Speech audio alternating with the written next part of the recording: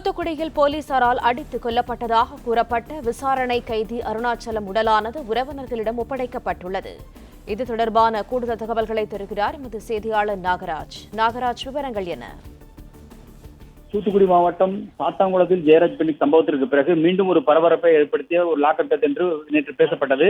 இந்த தகவலில் உண்மை இல்லை என்று காவல்துறை ஒரு பக்கம் விளக்கம் கொடுத்திருக்கிறது. இருப்பினும் எங்கள் மகன் உயிரிழப்பிற்கு காரணம் ஒரு உதவி காவல் ஆய்வாளர் உட்பட 3 காவலர்கள் தாக்கியதால் தான் என்று அந்த உயிரிழந்த அருணாச்சலத்தின் தாயார் தெரிவித்திருக்கிறார். இந்த நிலையில் அவரது அருணாச்சலத்தின் உடல் அரசு மருத்துவமனையில் பிரேத பரிசோதனை செய்யப்பட்டது. அதைத் தொடர்ந்து அவரது உறவினர்களிடம் ஒப்படைக்கப்பட்டிருக்கிறது. இன்று இறுதிச் சடங்கு செய்வதற்காக அவர் உறவினர்கள் பெற்றுக் கொண்டார்கள். தற்போது அவர் அருணாச்சலத்தின் உடலை பெற்றுக்கொண்டு வீட்டிற்கு கொண்டு செல்கிறார்கள். இறுதிச் சடங்கு நடந்த பிறகு இந்த வழக்கை, அதாவது தன் மகன் மீதான தன் மகன் உயிரிழப்பு காரணமான சம்பந்தப்பட்ட காவலர்கள் 3 பேர் மீதும் உரிய நடவடிக்கை எடுக்க வேண்டும் என்று நீதிபதியிடம் முறையிட்டுள்ளார்கள். ஏற்கனவே மாவட்ட நிர்வாகத்துக்கு இந்த கோரிக்கையை உறவினர்கள் வைத்திருக்கிறார்கள்.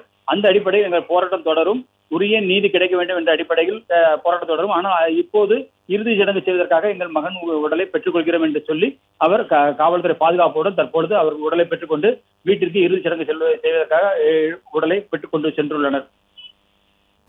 பிளே ஸ்டோர் மற்றும் ஆப் ஸ்டோரில் இருந்து பாலிமர் செயலியை QR கோடு மூலம் பதிவிறக்கம் செய்யுங்கள்.